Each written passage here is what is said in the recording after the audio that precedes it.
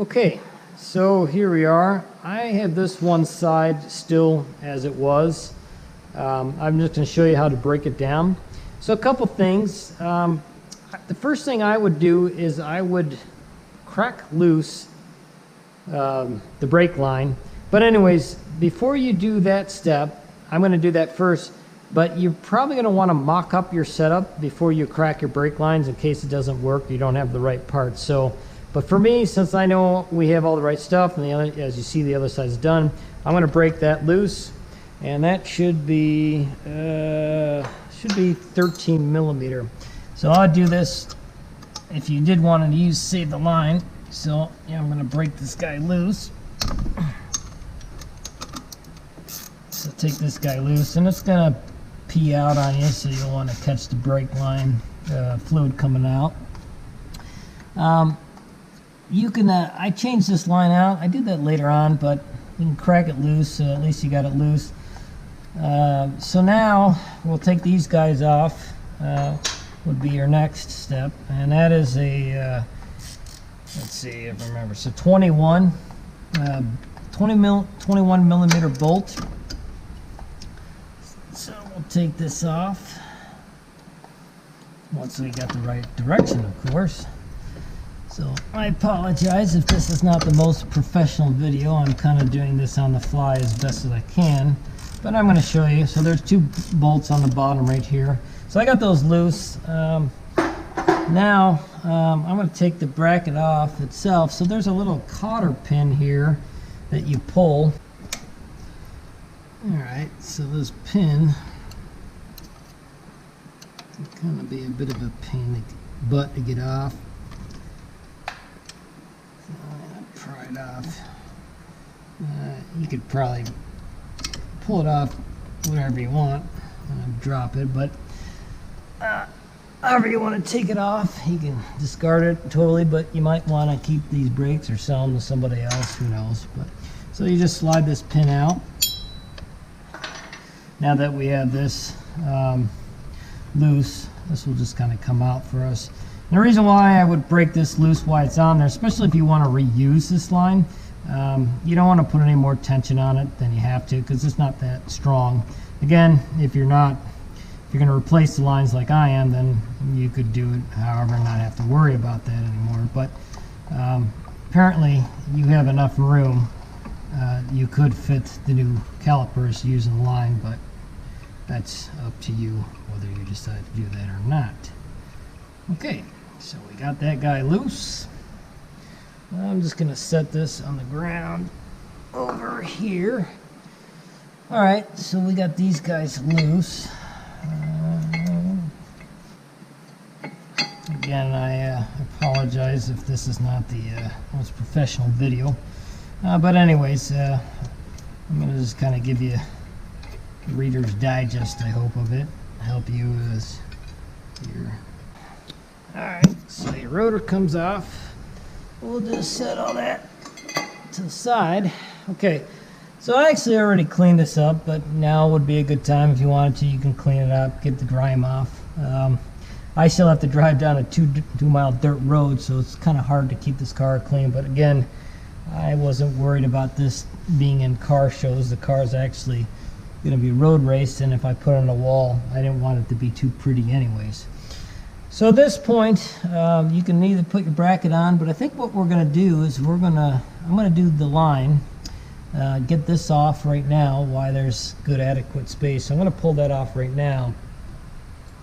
So 12 millimeter, so you break the guy off, break this guy loose, and leave the bracket in place. They have a side for the wrench on top, but it's pretty sturdy that it's not going to move with the bracket that's in place, that holds it in place. And I'll show you that you slip the pin out that holds the line itself in place. It doesn't really move with that on there. It's pretty secure. But you will, when you tighten up, you'll want to hold the nut on top and then tighten it with the guy on the bottom to get it secure. But I noticed that it wasn't all that tight on the other side. that you could just break it loose and it doesn't move. But again, if you're going to use this line, you want to kind of protect it with something, but it shouldn't move on you. So I got that loose right now. So now there's this bracket underneath. It's a slide. So hopefully it comes loose like the other one, which not too bad. See, it's pretty simple. So it breaks free from there, and voila! Now you have your line there. So at this point, I'm going to go ahead and kind of clean this up, and then I'm going to reinstall that. All right, so here's our new line. So what I would suggest is, before you put the bracket in place, go ahead and get it lined up. It'll be a little easier. Get the thread started a bit before you lock it into place with the clip, because you did a clip before, sometimes it can fight you. So I would suggest get it started a little bit before you put this clip in. There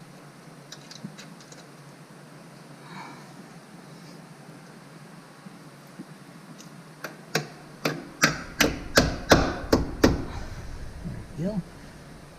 Alright, so now that that's in place, let's tighten her up. Bring the threads in a little bit, and then we'll go up top. Okay, so we got that. And let's see, I think it's 16 millimeter. Nope, 17.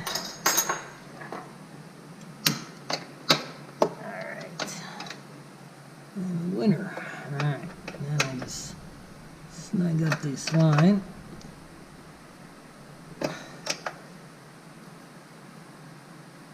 Okay, so now our line is complete and holds it in place. You see the bracket a little bit different, but yeah, I'll give the direction. It lines up pretty well to where the caliper is going to meet up. Okay, so that is out of the way. So now let's put our bracket together. And what I want to show you, see if you can see, there's a little bit of a indentation here. We're going to put some washers in there as we line up the bracket, so that way it's more flush. So let's move on to that step next.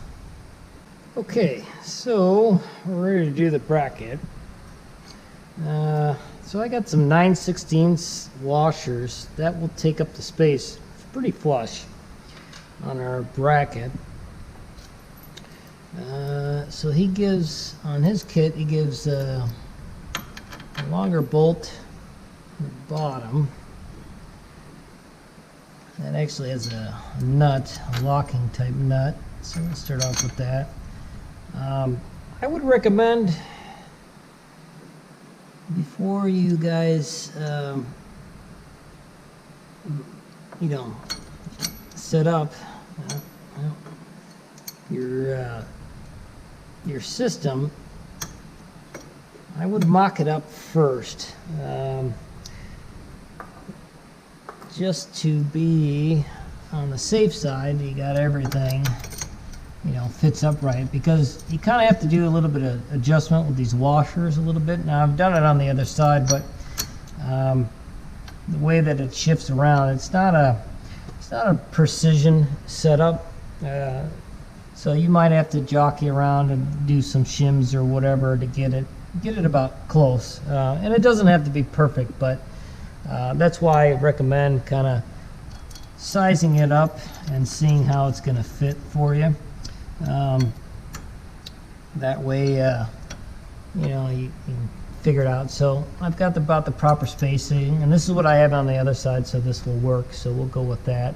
Now at this point, before you tighten these guys down, you can use a Loctite. I do something a little bit different, a little unconventional. I actually use on the threads, I'm not a big believer in Loctite, and this comes back from my years of carting and shifter carts. I found that using a dab of, believe it or not, RTV silicone actually is about as effective with vibration as Loctite. What we found, because on our carts, if you're familiar with shifter carts and stuff like that, they have no such thing of shock absorption. So what happens is, even though Loctite will lock in there, but with vibration, heat, and all that, it can kind of crack away and give way. Where we found, if we used some RTV on the threads, it would actually dampen it and actually hold up better, and it would help keep it fastened in there so it wouldn't move. So you don't have to do a little bit, but again, that's subjectional. I mean, you guys are all, each is to their own, but I've had a lot of success with this, and I know other guys that did road racing with road racing cars, and they kind of did the same thing on that because they had vibration problems because his cars were sprung so tight. They were doing open wheel stuff, and they found it worked better for them as well. So maybe, maybe not. That's up to you guys. Whatever you feel comfortable with. Hell, probably some people don't even bother to put anything on the threads, and they probably get away with it just fine anyways. You know, people change brakes out or whatever all the time. You probably don't put it, but you know, the guys that made the kit, they recommend Loctite and then torquing it down, but that's, you know, just covering their butt. So, and I can understand that, but anyways, that's why you'll see. That's my explanation on why I'm putting silicone on there versus Loctite. All right, so this is actually a hex bolt or an Allen. So it's a 12 millimeter. I get the thing, so we'll tighten it. Now they're recommending to torque these down to 100 foot-pounds or 125. So I'm just going to secure it, and then I'll come back with the torque wrench later. Let's get it locked in place.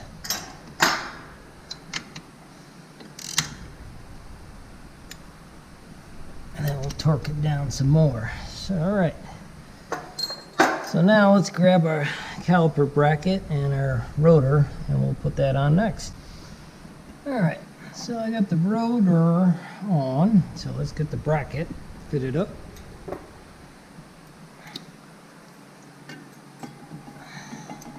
Match it up here. Then I'm using my silicone application. You might want to, again, they recommend to use a Loctite or whatever your choice is.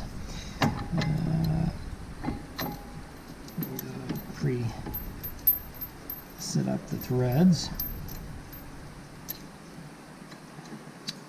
The bottom one might be a little bit tight. I powder coated it, so I might have to thread it a little bit. Help it get in there. There might be some powder coating that's on the threads making it. That's a little bit hard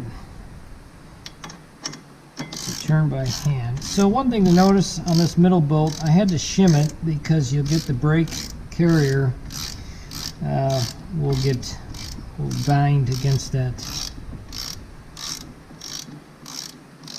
So that's why I have 3 different washers on there, and that's kind of why you might want to mock it up too before you really go and tighten everything up. Just like anything, when you build something, so it's good to kind of mock it up because things shift and move, and don't tighten everything up just quite yet. Make sure everything fits the way it needs to. Same thing in a situation like this. So, okay, we got those tight. Now I just put a lug nut on here, kind of keep this in position. Now I noticed that the rotor will kind of wobble around. When I was first mocking up, you have to watch it shift a little bit. When you put lug nuts on here, it's not as straight. It can't quite center it up. Okay, But anyways, so now I need to put the pads on. Now there's already some tacky stuff, and these calipers came with the pads already. I already had some tacky stuff on there, so hopefully that'll keep the noise down. I know sometimes I coat them, you know, on the outside, but there's already some stuff on there, so hopefully we won't have any that brake noise that you get. All right, caliper. Okie dokie. So we will fit the beast on, and we're getting closer to a complete project. Okay, so these are that's 18, and this is I believe 14. On the sliders, and again, you know, like it's like a good brake job, you're going to want to make sure your sliders are lubed.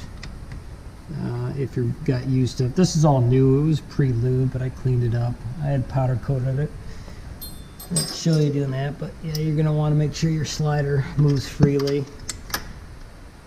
And, yeah, that inside. Let's see what size was this again. Yeah, 13. Yeah. Anyways. Self-explanatory.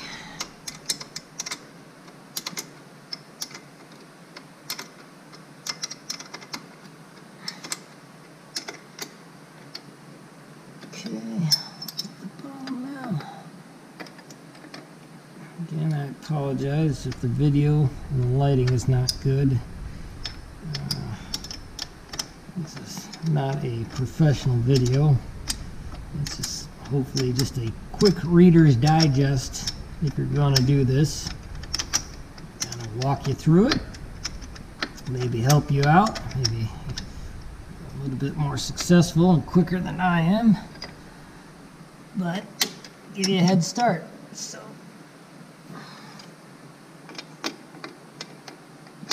once you got this stuff down, once we got this tightened up, we'll re-torque all that stuff.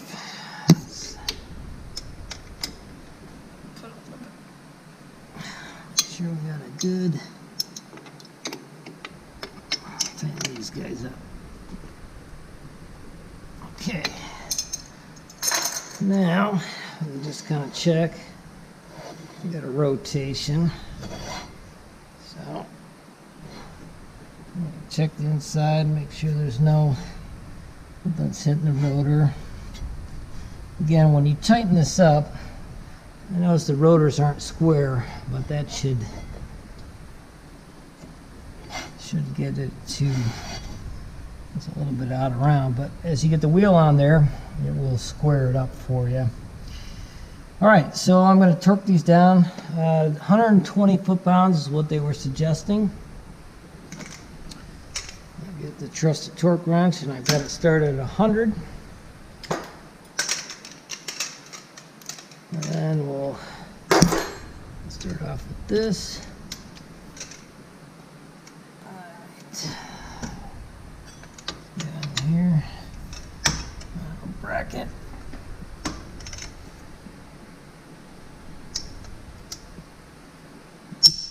Okay.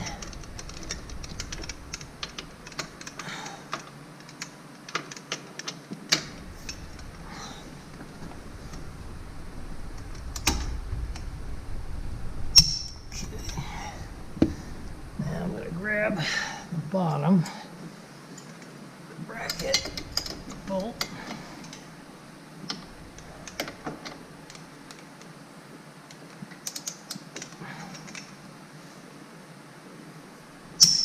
Okay, we got it.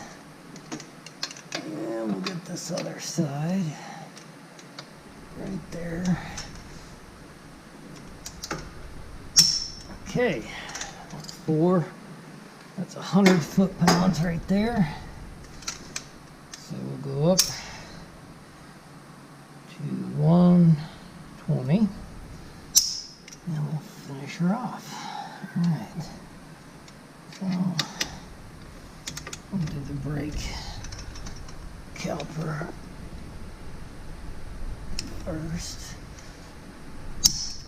Okay. One is good.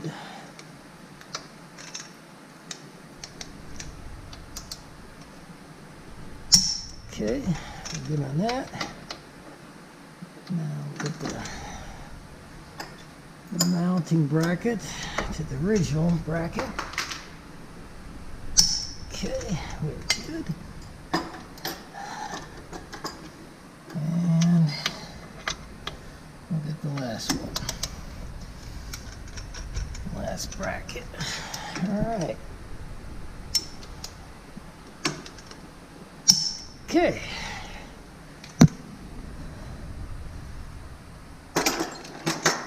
So we've got this clamped down. Alright, so now let's do our line. Attach our line. Now let me get the banjo bolt and the washer. Alright, so we have our banjo bolt. Now, something that's cool about this brake line kit, it gives you a banjo bolt and new copper washers. If you don't want to buy this, you can actually use the C4 banjo bolt, same thread. It will work for you, and it's a 13 minutes, so you don't. You can actually use the original C4 banjo bolt. It's a little bit longer, but it will go in there and work. But this kit actually gives me one with it, so I'm just going to use the kit. And it's a 13 millimeter. So one thing that's on this kit, the original C4 is nice. It actually had a holder for the lime, so you kind of have to brace it because it'll move. The line will slide forward on you. And that should be good right there. Alright, so of course you'll want to bleed it and then go re-inspect your connections and make sure that you don't have any leaks. Alright guys, well here it is. This is the finished product. Hopefully this has helped you guys out. I'm not going to show the bleeding process of bleeding the brakes, that part. Hopefully you guys have done that before, but I just show you the basic install. One last thing, before I leave this video, I want to show you something to consider, a tidbit. This is a bias spring you can buy. A couple different people make them. I'm sure it's one group that makes them, but this will help get the rears to activate more on the C4 Corvette. It's kind of a proven thing. So it's a good little added item to the upgrade.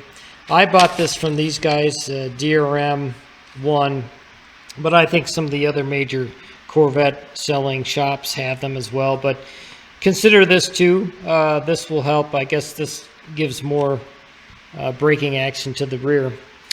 So that would be a nice little addition as well from what I've heard. So anyways, well, thank you for watching. And please like and subscribe if you want to see more videos like this. Again, I don't always do C4 Corvette stuff like this. Most of it's engine related stuff. But thanks again for watching, and hopefully this helps everybody out. Take care.